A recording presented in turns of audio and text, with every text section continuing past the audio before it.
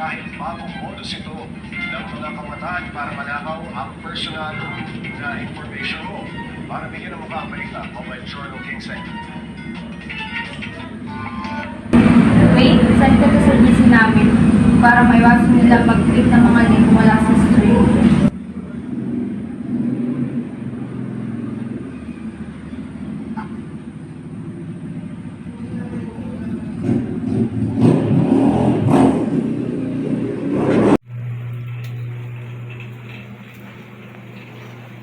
Ano to puso to?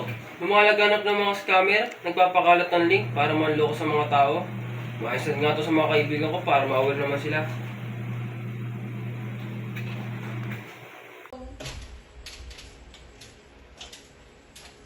Guys, nakakapagod naman.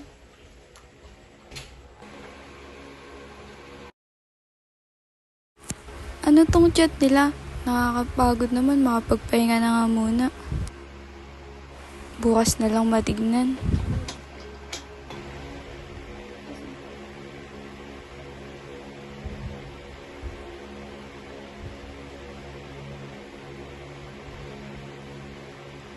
May nag-send sa akin ng link. Ano kaya to?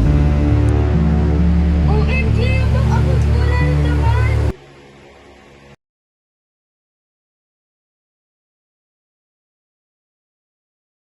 Scam. Huwag magbigay ng pera o personal na impormasyon kung hindi sigurado. Kung may duda sa email o mensahe, tawagan o i-contact ang kumpanya gamit ang opisyal na numero o website para i-verify ang katotohanan ng mensahe, hindi ang contact na nasa email mismo.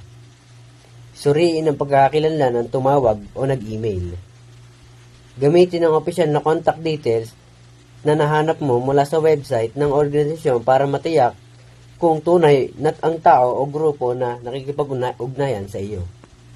Phishing is a type of online scam where attackers pretend to be trustworthy sources like banks or companies to trick people into revealing personal information such as password or credit card numbers. It often happens through fake emails, messages, or websites that look real but are designed to steal data. Identity theft. So, para maiwasan naman natin ito ay kailangan mong i-activate ang two-factor authentication. Magdagdag ng extra layer upang masiguridad ang iyong account, lalo na sa social media at email. Kahit makuha ng hackers ang password mo, hindi pa rin niya mabubuksan ang account mo nang walang verification code. Protektahan ang iyong dokumento na may personal na impormasyon.